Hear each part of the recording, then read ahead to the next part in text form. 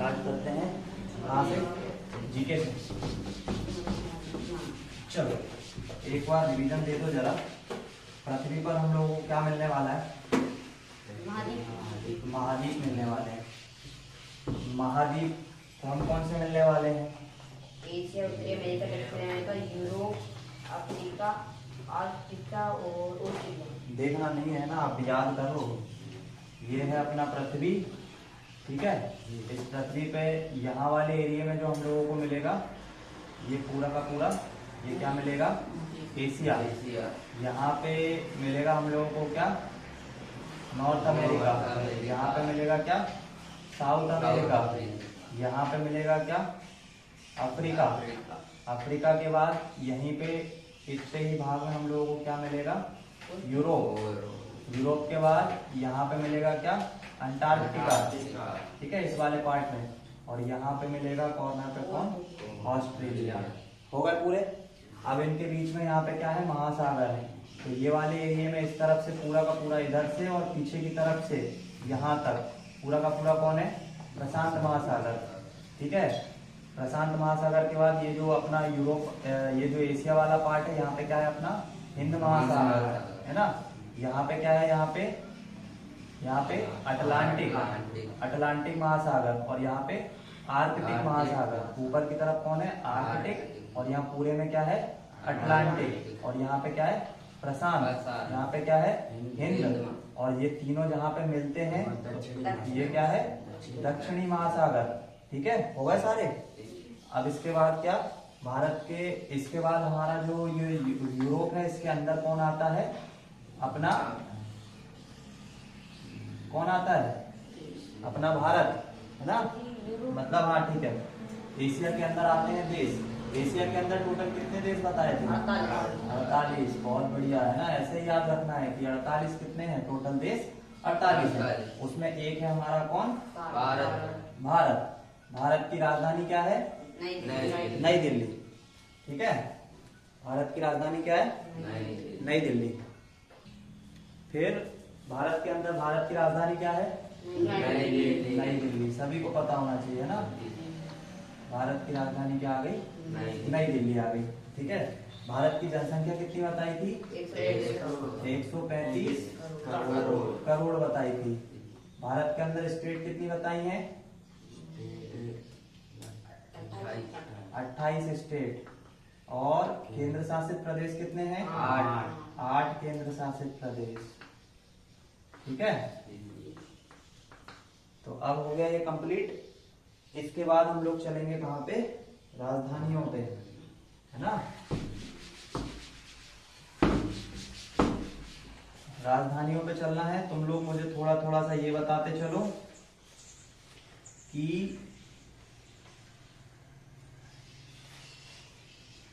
भारत के अंदर कौन कौन सी स्टेट मैंने कहाँ कहाँ पे बताई है तुम लोगों को, ठीक है। भारत के अंदर कौन कौन सी स्टेट मैंने कहाँ कहाँ बताई है, ठीक है। इतना ये वाला पार्ट तो छोड़ देते हैं। इसके बाद ये वाला पार्ट में सबसे पहले किसको बताया था मैं? सबसे पहले क्या बताया था? जम्मू कश्मीर तो छोड़ दो, वो तो एक केंद्र शासित प्रदेश है। तो सबसे पहले नंबर किसका लिया था अपन ने? हिमाचल प्रदेश का। हिमाचल प्रदेश की क्या कैपिटल बताई थी? शिमला, है ना। सेकंड नंबर पर किसको बताया था? पंजाब को। पंजाब की कैपिटल क्या? अरे हरियाणा कोई कैपिटल है क्या? चंडीगढ़। हरियाणा क्या है? एक स्टेट है और ये राजधानी है ना। पंजाब के बाद किसका नाम आया था? उत्तराखंड का। उत्तराखंड की कैपिटल क्या है? देहरादून, है ना। देहरादून कब होती है? ठंडी में। और गैरसैंण नाम से एक और है ना। गैरसैंण ये कब होती है? गर्मी में होती है। उसके बाद फोर्थ नंबर पर किसका नाम था? हरियाणा का। हरियाणा की कैपिटल क्या बताई है? चंडीगढ़ बताई है। फिर उसके बाद राजस्थान। राजस्थान की कैपिटल क्या है? जयपुर, है ना। जयपुर को हम लोग पिंक सिटी भी बोलते हैं। पिंक सिटी मतलब वहाँ के जो घर हैं, वहाँ जो गलियां हैं वो गुलाबी कलर से पुती हुई हैं, है ना। मतलब पूरे जो घर बने हुए हैं या सिटी में कुछ एरिया ऐसे हैं जिनको क्या कर रखा है, पूरा का पूरा गुलाबी कर रखा है, तो इसका नाम क्या है? पिंक सिटी के नाम से भी जानते हैं। फिर 6वें नंबर पर किसका नाम है? उत्तर प्रदेश। उत्तराखंड अलग है और उत्तर प्रदेश अलग है। उत्तर प्रदेश की कैपिटल क्या है? लखनऊ, है ना। और याद रखना ये जो राजस्थान है ये एरिया वाइज सबसे बड़ा है हमारे भारत के मैप के अंदर, है ना। मतलब सबसे ज्यादा जो जमीन है वो किसके पास है? राजस्थान के पास, ठीक है। यहाँ पे सेकंड अब देखो, यहाँ पे तो मैंने हिमाचल प्रदेश बताया, फिर उसके बाद यहाँ पे क्या बताया? पूरा का पूरा उत्तराखंड। यहाँ पे क्या बताया था? पंजाब। पंजाब के बाद यहाँ पे क्या बताया था? हरियाणा। हरियाणा के बाद यहाँ पे क्या बताया था? राजस्थान। राजस्थान के बाद यहाँ पे क्या बताया था? गुजरात। यहाँ पे क्या बताया था? उत्तर प्रदेश, है ना। उत्तर प्रदेश के बाद यहाँ पे क्या बताया था? मध्य प्रदेश, है ना। तो इसके बाद कौन आ जाएगा 7वें नंबर पर? गुजरात, है ना। चलो ठीक है, मध्य प्रदेश को पहले ले लेते हैं। मध्य प्रदेश की कैपिटल क्या है? याद रखो भाई, ये अपना स्टेट है, इसकी तो याद होनी चाहिए, ठीक है। मध्य प्रदेश की क्या है? भोपाल है। उसके बाद गुजरात की क्या है? गांधीनगर है, ठीक है। फिर उसके बाद ये मिटा दो अब। उसके बाद क्या आ जाएगी? महाराष्ट्र।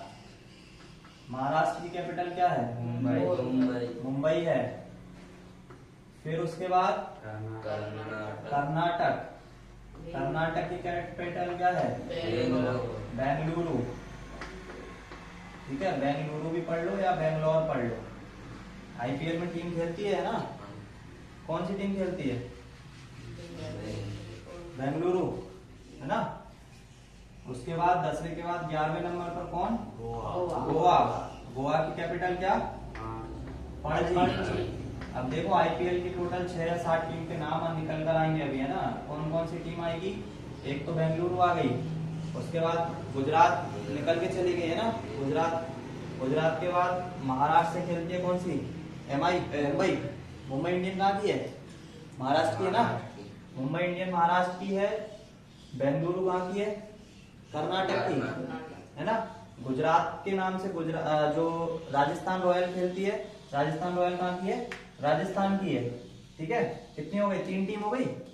3 के बाद एक आती है पंजाब किंग ना, पंजाब के नाम से भी आती है, तो वो चौथी टीम हो जाएगी। कहाँ से? पंजाब से।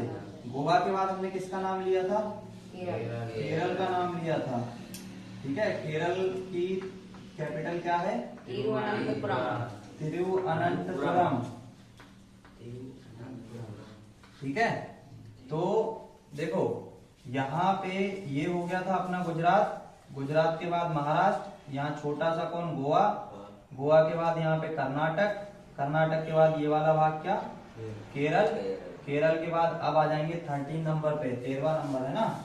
13वां नंबर पे कौन आ जाएगा? तमिलनाडु, ठीक है। तमिलनाडु की कैपिटल क्या है? चेन्नई। तो अब देखो, अब पता लग गया चेन्नई कहाँ पे है? तमिलनाडु में है। बेंगलुरु कहाँ है? कर्नाटक में है। महाराष्ट्र, मुंबई कहाँ है? महाराष्ट्र में। ये सबसे बड़ी बड़ी सिटी है अपने भारत की, है ना। मुंबई हुआ, बेंगलुरु हुआ, चेन्नई हुआ, साउथ इंडिया के अंदर ये सब बड़ी बड़ी सिटी हैं, ठीक है। उसके बाद तमिलनाडु से ऊपर चलोगे तो यहाँ पे 2 पार्ट में मिल जाएगा अपने को, ऐसे करके इतना 2 पार्ट करना। एक पार्ट हो जाएगा तेलंगाना का और एक पार्ट हो जाएगा आंध्र प्रदेश का, ठीक है। तो 13वें के बाद 14वें नंबर पर लिख लेना तेलंगाना, ठीक है। तेलंगाना की कैपिटल क्या हो जाएगी? हैदराबाद, ठीक। और 15 नंबर पर ले लेना आंध्र प्रदेश को, आंध्र प्रदेश। आंध्र प्रदेश की कैपिटल हो जाएगी अमरावती। ठीक है, अमरावती। कहाँ तक हो गया है? 12वें नंबर तक हो गया है। इसके बाद किसको ले लोगे? आंध्र प्रदेश के बाद 16 नंबर पर ले लेना तुम। देखो ये हो गया यहाँ पे तेलंगाना, उसके बाद हो गया आंध्र प्रदेश। आंध्र प्रदेश के बाद मध्य प्रदेश से अलग हुआ। देखो छत्तीसगढ़ जो है ये मध्य प्रदेश से क्या हुआ है? अलग हुआ है। पहले ये छत्तीसगढ़ मध्य प्रदेश का भाग था। जब भाग था 2000 के समथिंग, 2000 सन के समथिंग, तब मध्य प्रदेश सबसे बड़ा स्टेट था भूमि के हिसाब से। लेकिन जब से वो अलग हुआ है तब से वो क्या हो गया? छोटा हो गया। तो छत्तीसगढ़ एक राज्य है ना? छत्तीसगढ़ एक राज्य है। इसकी कैपिटल क्या है? रायपुर।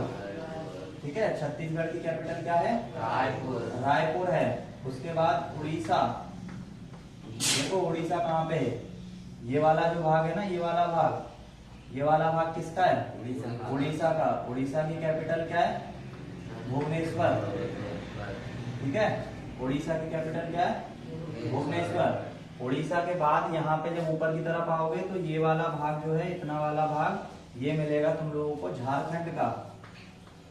ठीक है, झारखंड। झारखंड की कैपिटल क्या है? रांची।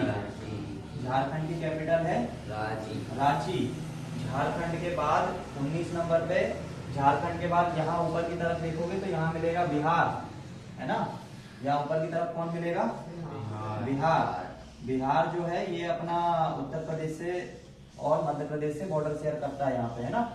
बिहार जो है वो मध्य प्रदेश और उत्तर प्रदेश से क्या करता है? बॉर्डर शेयर करता है। देखो ये अपना भारत है। भारत के इस तरफ वाले एरिया में देखोगे यहाँ से यहाँ तक का, तो ये पूरा का पूरा कौन है? पाकिस्तान है ना? और यहाँ से पूरा एरिया ये देखोगे तो ये कौन है? चीन है। नीचे की तरफ यहाँ देखोगे तो यहाँ कौन है?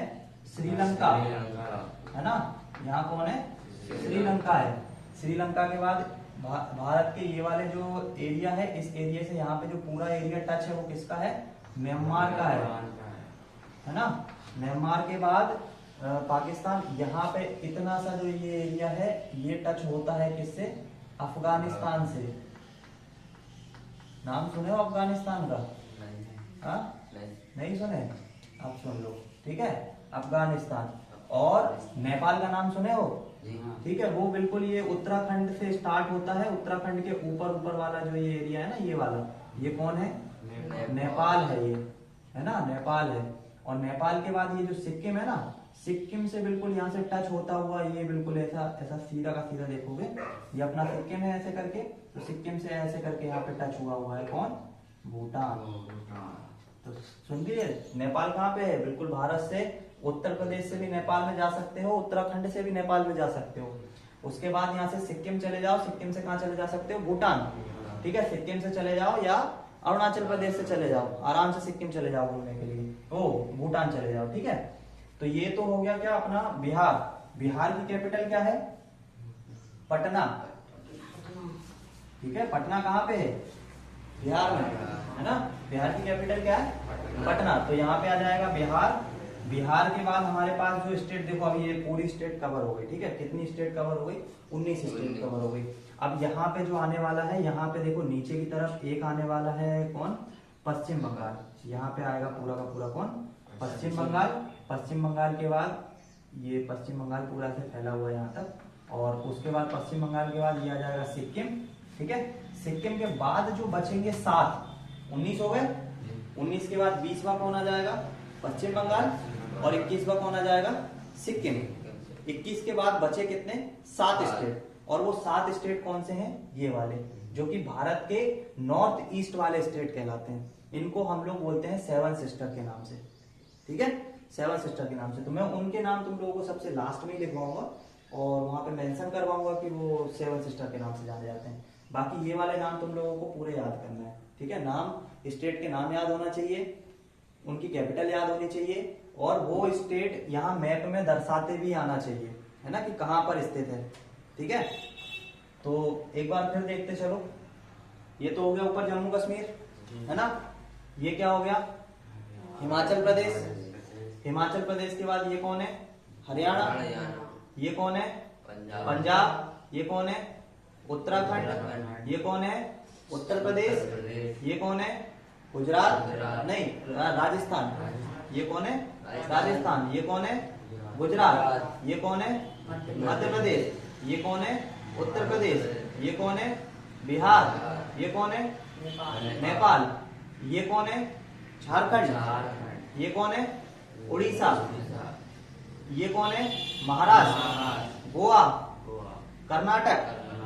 केरल। तमिलनाडु। आंध्र प्रदेश। तेलंगाना। छत्तीसगढ़। उड़ीसा। और अब यहाँ पे आ जाएगा पश्चिम बंगाल, और यहाँ पे आ जाएगा सिक्किम, है ना। और उसके बाद आ जाएंगे अरुणाचल प्रदेश, असम, मणिपुर, मेघालय, मिजोरम और त्रिपुरा। ठीक है, वो 7 अलग आ जाएंगे। करो इसको नोट डाउन पूरा।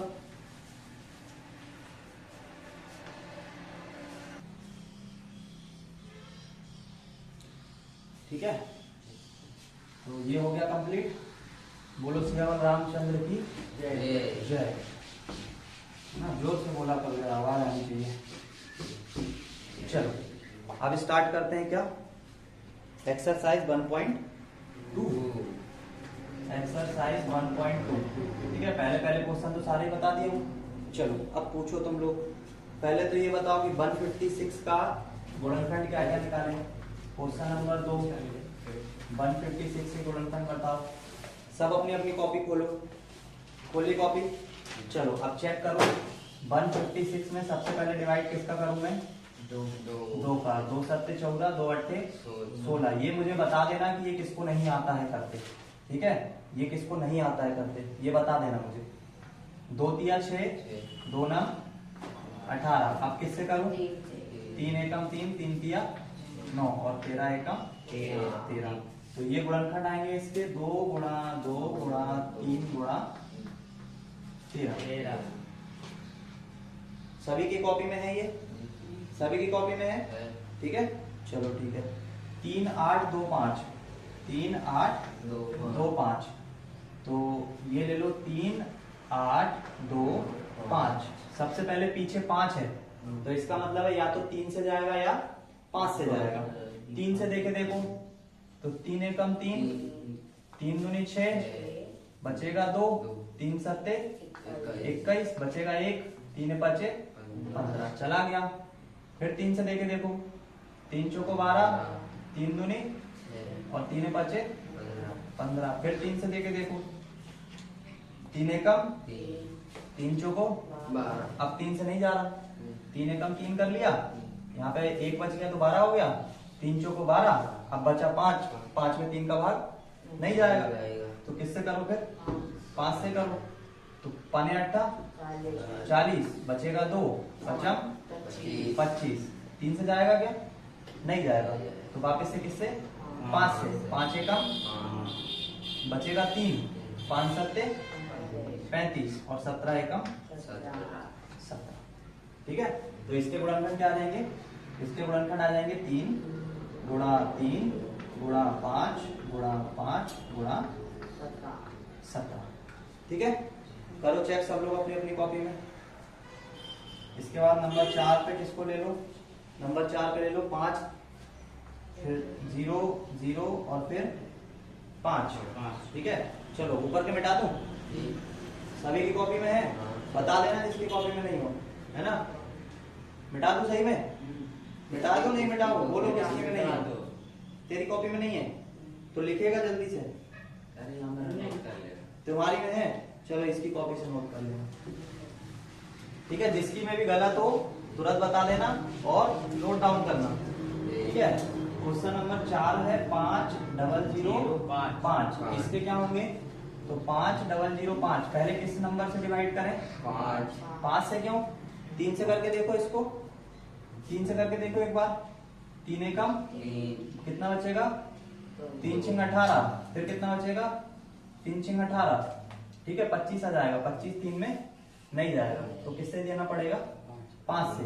तो 5 एकम 5। सबसे पहले क्या करना है? छोटे नंबर से देके देखना है ना, उसके बाद बड़े नंबर पर जाना है।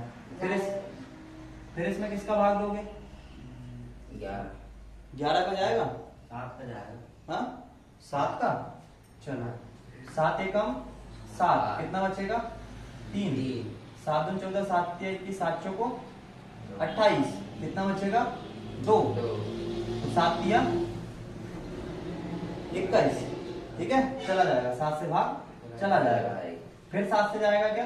नहीं, फिर किससे जाएगा? 11 से चला जाएगा, ठीक है।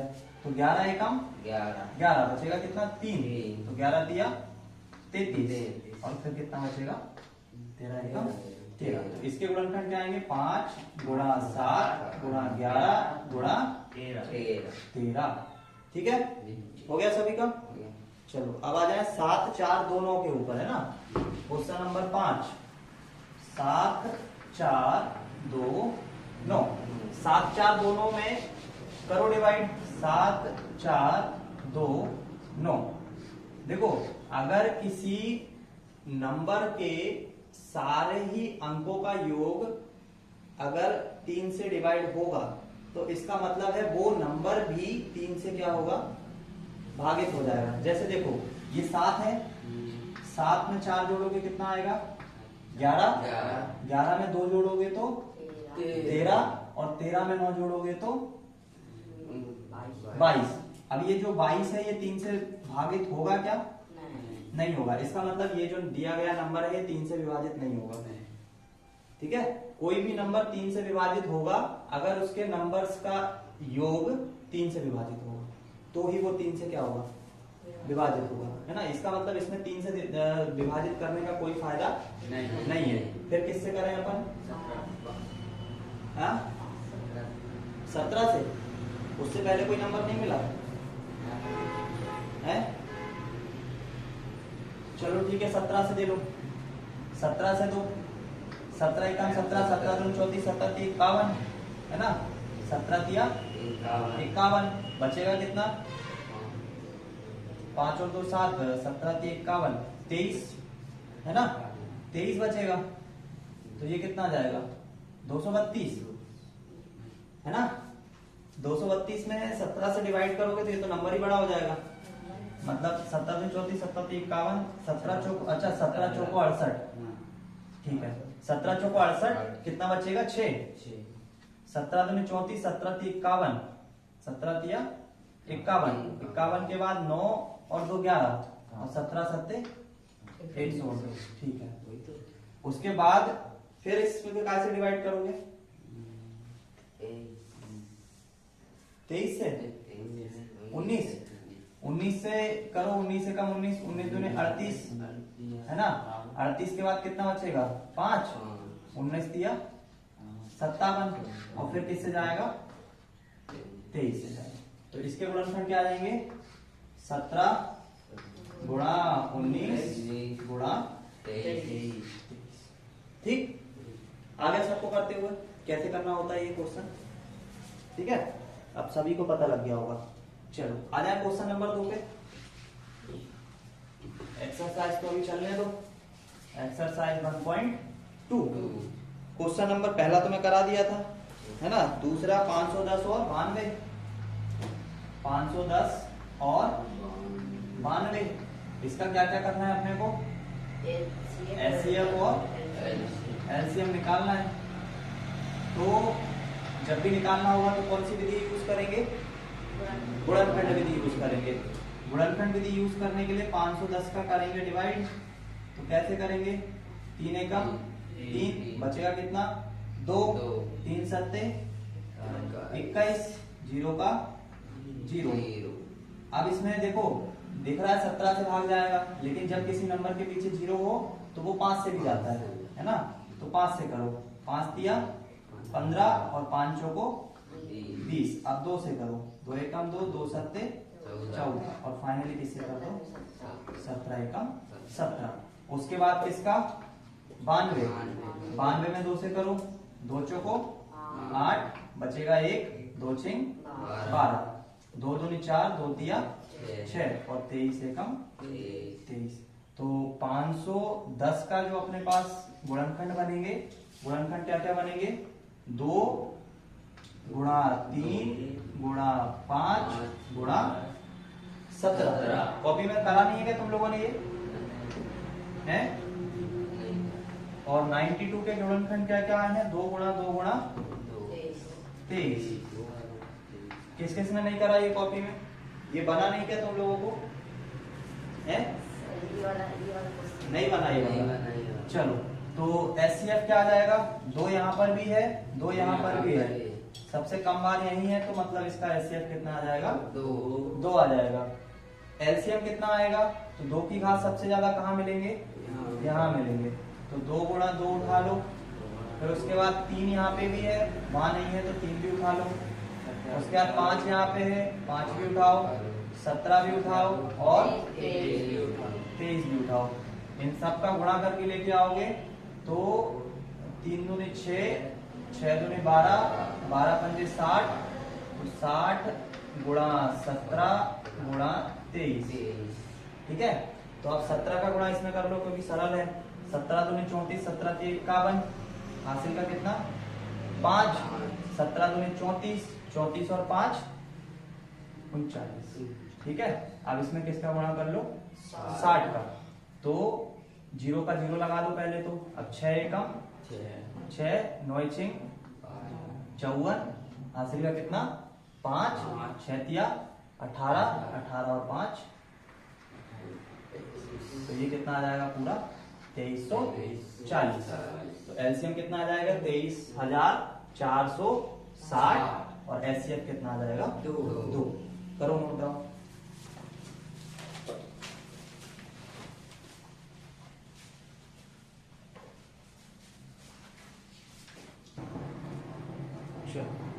और इसी क्वेश्चन में भी क्या पूछा है कि सिद्ध करो कि दोनों संख्याओं का गुणनफल किसके बराबर होना चाहिए? एचसीएफ गुणा एलसीएम के। वो जो एक फॉर्मूला बताया था ना, कौन सा वाला फॉर्मूला? नंबर 1 गुणा नंबर 2, ये दोनों बराबर होंगे किसके? एलसीएम गुणा एचसीएफ के, है ना। तो हमारे पास जो नंबर दिया हुआ है, नंबर कौन कौन सा दिया हुआ है? नंबर दिया हुआ है 510, और 510 का गुणा किस में करेंगे? 91 में। तो इसका जो उत्तर आएगा 510 में 91 का गुणा करो, तो 0 को तो आंसर में ही लगा दो, है ना। सिर्फ 51 में गुणा कर लो किसका? 91 का। तो 1, 5, 0, 9 और 45, ये कितना आ जाएगा? 1, 9 और 5 कितना हो जाएगा? 14, 4, 5 और 1 कितना हो जाएगा? 6 और 4 का 4। सर ये 510 और ये इसके तो 92 था ना? 92 है क्या यहाँ पे? चलो 92 ले लो। ठीक है, 92 अगर लोगे तो 2 एकम 2, 5 दूनी 10, 0, 9, 9 पन्ना 45, 2, 9, 6 और 4, तो 4, 6, 9 और 2। दोनों नंबर का गुणा कितना आ रहा है? 46,920। तो हमारा जो एलसीएम आया है और जो एचसीएफ आया है, उनका भी गुणनफल कितना आना चाहिए? इतना ही आना चाहिए। तो एलसीएम कितना आया? 23,000, कितना आया? 460, और एचसीएफ कितना आया?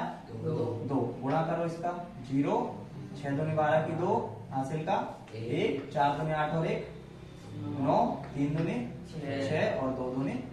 तो देखो एलसीएम और एचसीएफ दोनों बराबर आ गए, तो दोनों संख्याओं का गुणनफल, दोनों संख्याओं का गुणनफल बराबर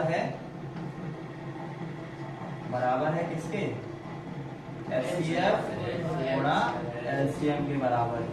ठीक है, ये उस क्वेश्चन में अभी और ये मतलब आगे कंटिन्यू करना उसके, है ना। ये चीज भी पूछी गई है उसके अंदर। करो इसको नोट डाउन करो। इसके बाद आ जाओ कौन से पे? इसके बाद आ जाओ क्वेश्चन नंबर जस्ट आगे वाला। 3 नंबर हो गया ना ये पूरा, कि 2 नंबर है ये? 3 नंबर क्वेश्चन है। 4 नंबर क्वेश्चन देखो, 3 नंबर में तो पूछा नहीं रे, 2 नंबर था ये। क्वेश्चन नंबर 3, क्वेश्चन नंबर 3 का 2 नंबर कौन कौन ने किया है? 17, 23 और 29 का करा है ना। इसका एचसीएफ और एलसीएम पूछा है बस। तो चलो एक बार देख लो, और जिसने नहीं करा है वो वापस से ये 2 नंबर तो मैं बता दे रहा हूँ, तो 3 नंबर कर लेना। ठीक है, 17, 23 और 29, ये एक ऐसा क्वेश्चन है जिसका एचसीएफ 1 आ रहा होगा। 17 का जब गुणनखंड निकालोगे तो वो कौन आएगा, सिर्फ 17 ही आएगा। 23 का गुणनखंड निकालोगे तो वो क्या आएगा, सिर्फ 23 आएगा। और 29 का निकालने जाओगे तो वो भी क्या आएगा, 29 ही आने वाला है ना। तो इन तीनों के गुणनखंड में अगर एचसीएफ निकालने जाओगे तो कोई भी कॉमन नंबर है क्या। अब देखो 17 को हम लोग क्या लिख सकते हैं, 17 के गुणनखंड हो गए हमारे पास 17 गुणा 1। 23 के गुणनखंड हो गए हमारे पास 23 गुणा 1। और 29 के गुणनखंड हो गए हमारे पास 29 गुणा 1। तो अब तीनों में सबसे छोटा कॉमन नंबर क्या आ रहा है, 1 आ रहा है। तो एलसीएम कितना हो जाएगा, 1 हो जाएगा। और एलसीएम के लिए क्या करना पड़ेगा, इन तीनों का गुणा, मतलब यहाँ से 17 लेना पड़ेगा, यहाँ से 23 और यहाँ से 29। तो 17 गुणा 23 गुणा 29, ये इसका क्या हो जाएगा, एलसीएम हो जाएगा। आ गया समझ में, ठीक है। ये क्वेश्चन नंबर 3 का दूसरा, इसमें एचसीएफ और एलसीएम कैसे निकालना है। अब जब देखो कुछ कॉमन नहीं होता है तो एचसीएफ कितना आ जाता है, 1 आ जाता है। ठीक है, करो इसको, किसको करना है।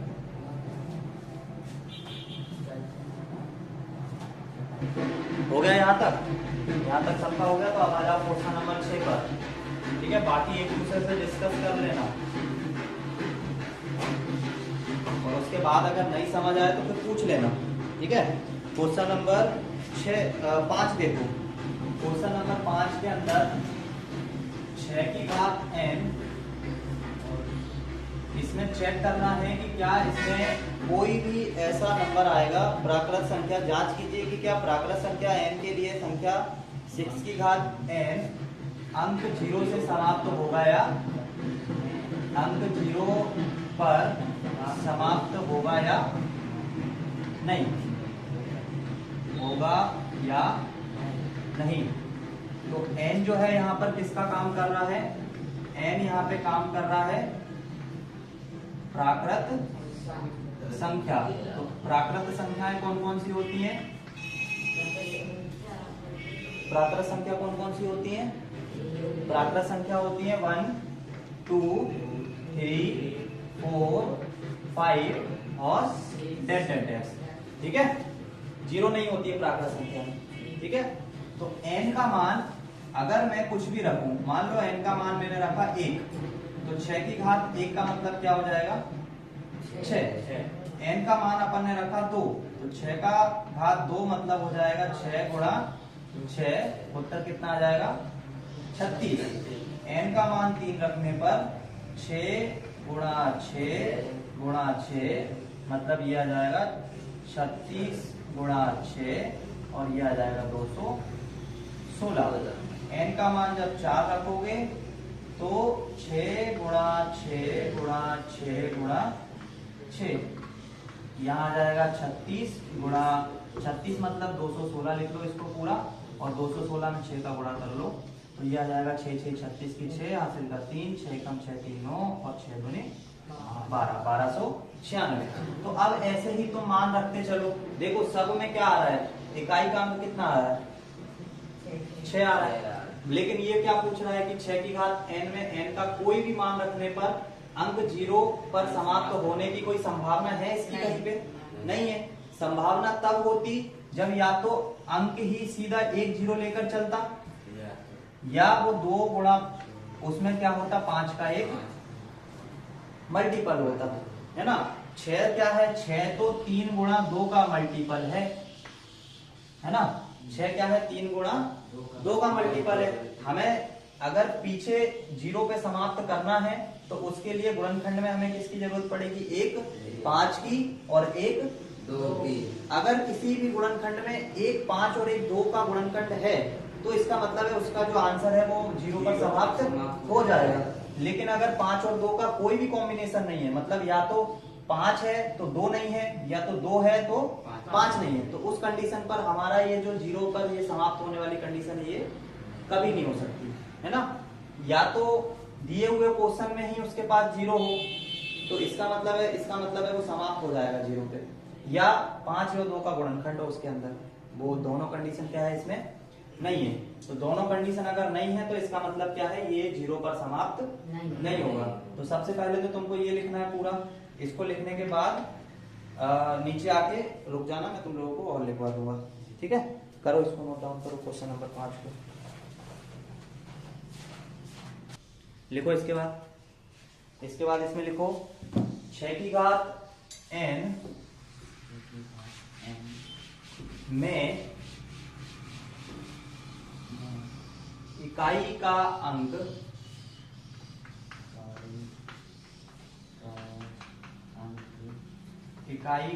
अंक शून्य पर समाप्त होने के लिए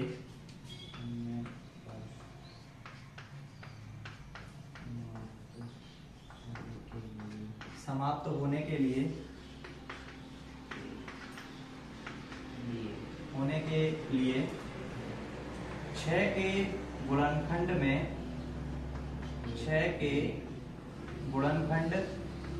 में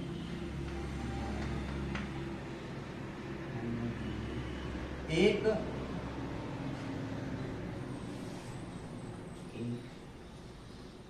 5 और 2 का गुणनखंड होना चाहिए।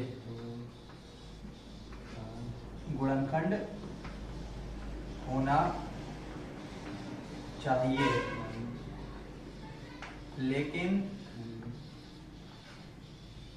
6 बराबर है 2 गुणा 3, अतः 6 की घात n में इकाई अंक लिख लेना है ना, क्वेश्चन में लिख के देना चाहिए इकाई, लेकिन लिखता नहीं है। इकाई अंक 0 पर समाप्त नहीं होगा, 0 पर कभी समाप्त नहीं होगा। ये तब नहीं होगा जब तक n का जो मान है ये प्राकृत संख्याओं से डिनोट किया जा रहा है ना। अगर ये बोल दे कि n जो है ये एक होल नंबर है तो फिर 6 की घात तब भी नहीं होगा। 6 की घात 0 का मतलब तो कितना हो जाएगा, 1 हो जाएगा, है ना। तो किसी के लिए नहीं होगा समाप्त, मतलब नेचुरल नंबर के लिए भी ठीक है और होल नंबर के लिए भी ठीक है। तो 2 की घात 2 गुणा 3 है, अतः 6 की घात में इकाई का अंक शून्य पर कभी समाप्त नहीं होगा। ठीक है, ये हो गया क्वेश्चन नंबर कितना 5 ना। 5 के बाद क्वेश्चन नंबर 6 में बोला है व्याख्या कीजिए कि 7 गुणा 11 गुणा 13 धन 13 और 7 गुणा 6 गुणा 5 गुणा 4 गुणा 3 गुणा 2 धन 5 भाज्य संख्याएं क्यों हैं। हो गया ये सभी का, जल्दी लिखो इसको।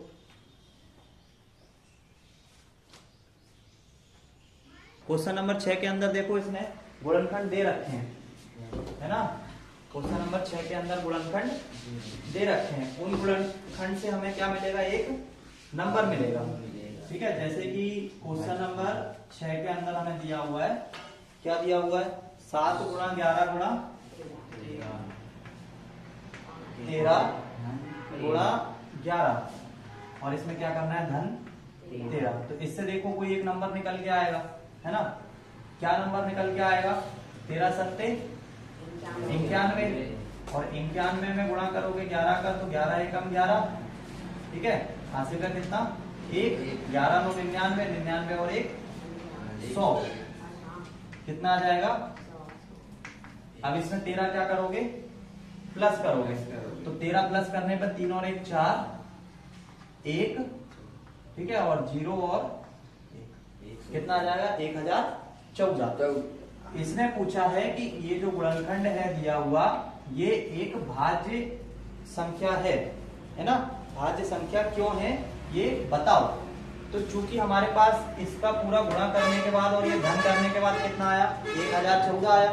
ये 1014 का जब हम गुणनखंड निकालेंगे तो 1014 का गुणनखंड निकालो, 2 पंजे 10, 1 में भाग नहीं जाएगा तो 0 लगा देंगे, फिर 14 में देंगे तो 2 सत्ते 14। ठीक है, अब ये किससे चला जाएगा, 3 से देख लो इसको भाग देके, 3 एकम 3, 3 छिंग, अब 3 से दोगे तो 2 बचेगा ना, तो 20 हो जाएगा, 3 छिंग 18, 18 के बाद कितना बचेगा 2, 3 नम 27। ठीक है, अब ये किससे जाएगा 13 से चला जाएगा, 13 एकम बचेगा कितना 3, 13 2 26, 13 दिया 39 और 13 एकम 13। तो फाइनली देखो ये जो 1014 था ये इसके गुणनखंड टूट रहे हैं और गुणनखंड टूट रहे हैं तो इसका मतलब है कि ये जो दिया हुआ नंबर है ये 2 से भी विभाजित होगा, 3 से भी विभाजित होगा, 13 से भी विभाजित हो जाएगा, है ना। तो इसका मतलब है कोई भी नंबर भाज्य कब कहलाता है, जब वो किसी दूसरे नंबर से विभाजित हो। अभाज्य कौन कौन से होते हैं, जो वो संख्या से स्वयं से हो या एक से हो, और भाज्य कौन से होंगे, जो किसी भी नंबर से हो जाए। किसी भी नंबर से मतलब कोई एक ऐसा पर्टिकुलर दूसरा नंबर भी होगा जिससे वो विभाजित हो जाएगा। तो जैसे ये 1014 है, ये देखो 2 से भी विभाजित हो जाएगा, 3 से भी हो जाएगा और 13। तो इसका मतलब है ये कैसा नंबर है, एक भाज्य है ना, एक भाज्य संख्या है। तो हम यहाँ पे लिख देंगे कि 1014 है, इसके जो गुणनखंड है ये 2 गुणा 3 गुणा 13 गुणा 13 है। अतः 1014 के गुणनखंड संभव है, गुणनखंड संभव है, अतः यह भाज्य संख्या होगा, भाज्य संख्या होगा। ठीक है, तो अब करते हैं खत्म। क्वेश्चन नंबर 6 का ये मैंने एक बताया, दूसरा वाला भी बिल्कुल ऐसे ही करना है। ठीक है, उनके सबके गुणा करना है, फिर उसमें जो उत्तर आएगा उसमें 5 को जोड़ना है और जोड़ने के बाद जो है एक ऐसा उत्तर आएगा, उस उत्तर के गुणनखंड निकालना है। और गुणनखंड अगर निकल रहे हैं गुणनखंड तो इसका मतलब है वो भी क्या होगा, भाज्य संख्या होगा। ठीक है, क्वेश्चन नंबर 6 करके लाना, 7वां मैं बताऊंगा नेक्स्ट क्लास में और उसके बाद आएंगे नेक्स्ट प्रश्नावली पे। ठीक है।